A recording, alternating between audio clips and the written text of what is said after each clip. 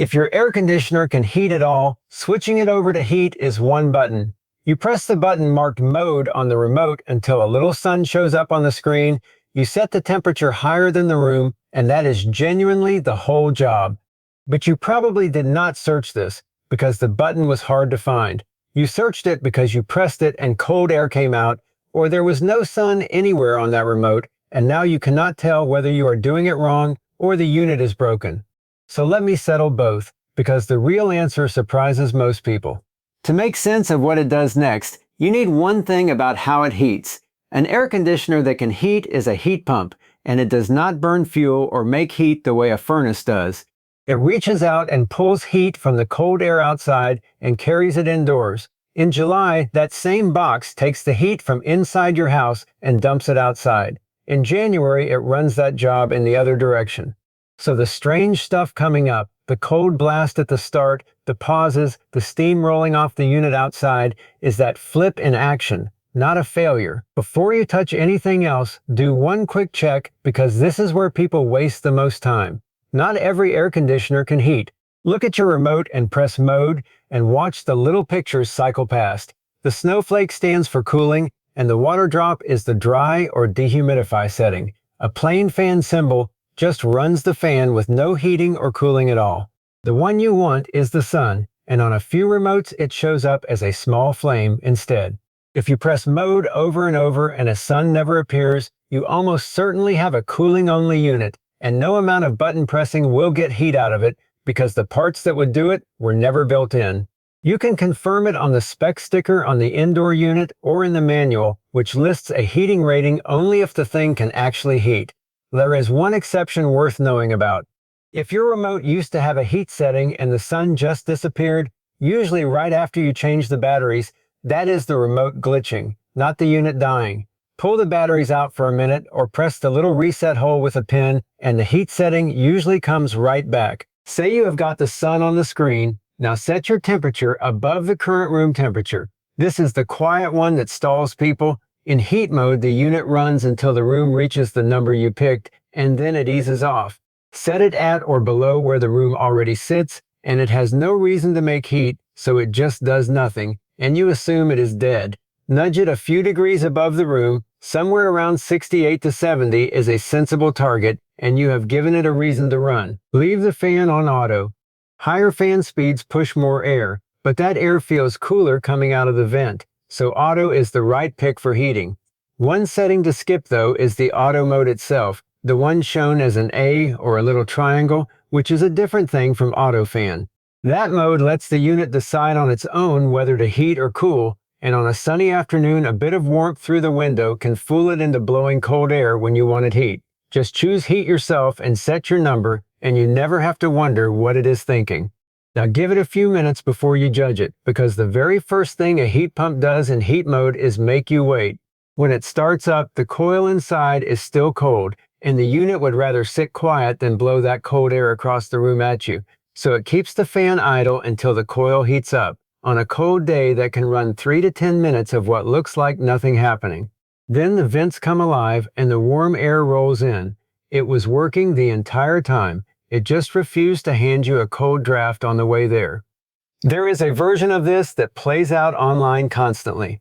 Someone a week into a brand new heat pump flips it to heat, gets a few minutes of cool air, then walks past a window and spots the outdoor unit steaming with its fan stopped dead and files a complaint that the thing is defective. Nothing was actually wrong with it.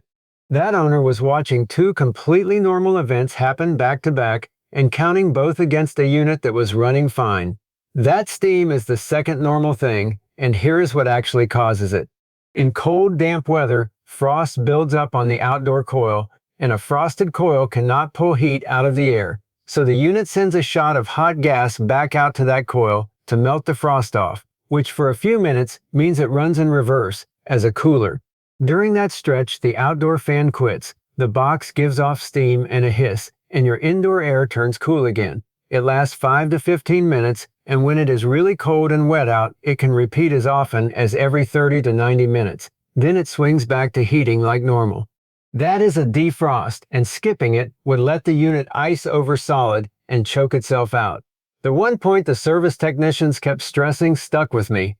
This defrost is the behavior homeowners report as a breakdown more than anything else the system does, and nearly every time the system is completely fine. There is a version of defrost that actually is a problem, so know the difference. If it is defrosting constantly every few minutes, or the outdoor unit freezes into a solid block of ice that never clears, that is not normal. That is usually a dirty filter choking the airflow or the system running low on refrigerant, and that one is worth chasing down. The third normal thing is that a heat pump gets weaker the colder it is outside. It is pulling heat out of the outdoor air, so when there is less heat out there to grab, it simply puts out less. On the coldest days, a lot of systems switch on a backup electric heater to keep up. If yours is a central system with a wall thermostat, you have probably seen two settings that confuse almost everybody: auxiliary heat and emergency heat.